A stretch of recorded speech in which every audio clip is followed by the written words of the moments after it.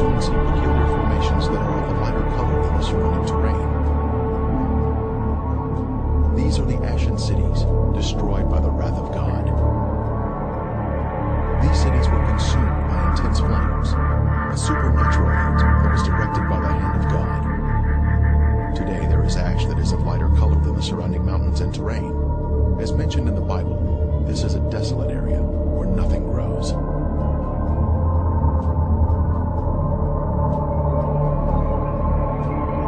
Inspecting the formations closely, one can see structures containing man-made elements, such as 90-degree angles. Even though the buildings were consumed by the fire, the remaining ash in these cities is comprised of a heavier material due to the inclusion of brimstone or sulfur, and still retains some of the original shapes of man-made structures. This stunning structure stands out as a singular formation with 4 sides, surrounded by a deep moat.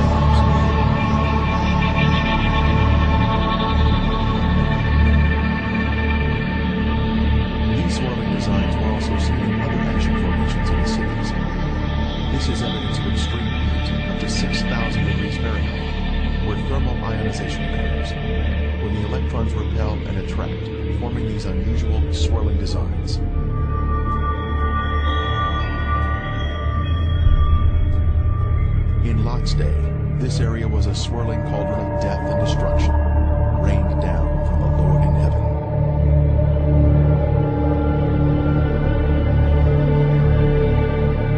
Strange anomalies can be seen here, such as these fragile layers of material which disintegrate when touched. The limestone buildings in the cities of Sodom and Gomorrah were totally transformed into ash by the consuming fire of the Lord.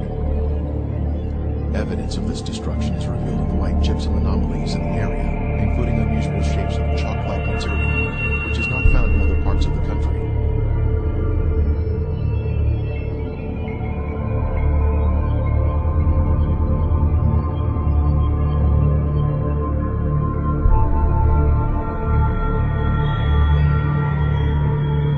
Brimstone. Our first sample was found here, having been washed down from a higher location.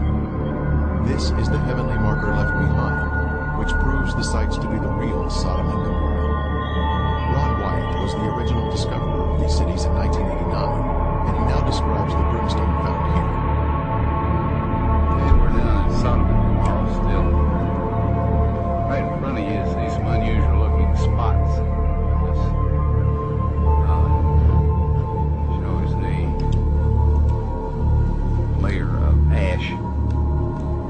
Not stone, it's ash. Now we'll move in for a close-up of this. And you can see that they're kind of circular shaped places. Now what we have found, and we'll move in a little closer here, is that inside each of these is sulfur. That is in most of them. Now the ones that do not have sulfur in them, and this one we just took a bunch of sulfur out and put it in our specimen bag, but the ones that don't have sulfur have a very black center where they have where it's been very hot. So now we'll move in on this one where there is some sulfur still present,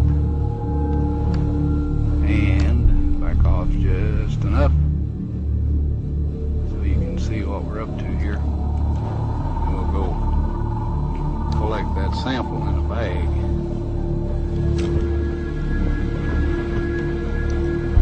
Before I started using this knife,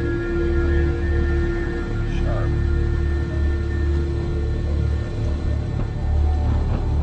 Okay, here this is.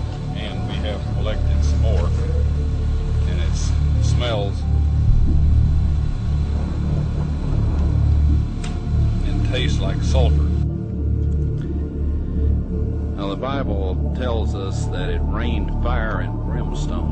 cities of Sodom and Gomorrah. Now, what you see in front of you here is the results of large and small, well, varying sized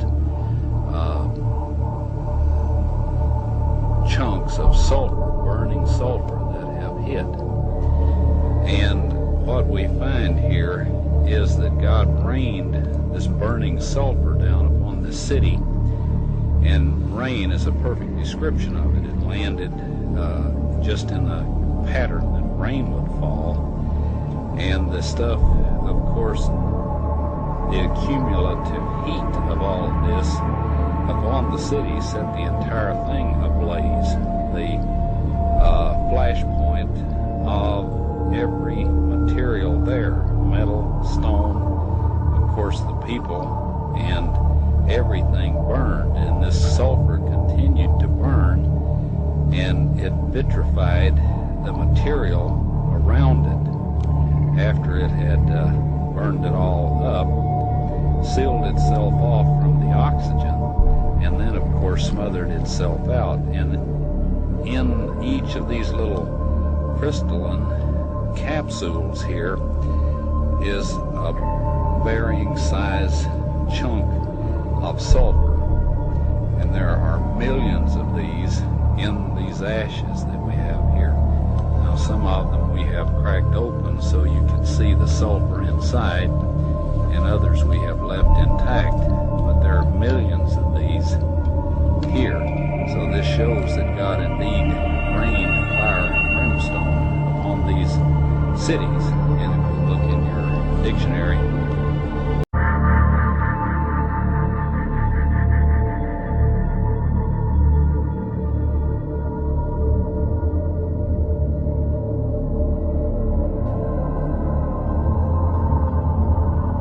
a piece of the brimstone from the cities was lit at night, and soon there was a beautiful blue flame produced by the burning sulfur. A very strong aroma of sulfur filled the air, and was overpowering if one directly breathed the fumes.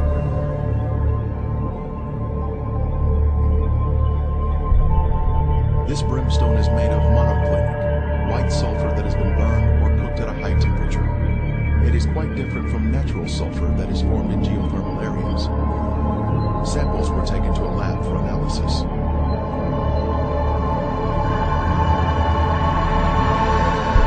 Each specimen was carefully separated and prepared for testing, with the outer portion cast aside.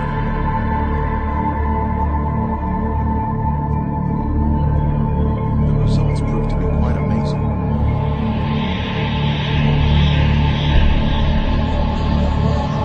As the samples were probably 98% pure sulfur, unlike any other sulfur found on Earth.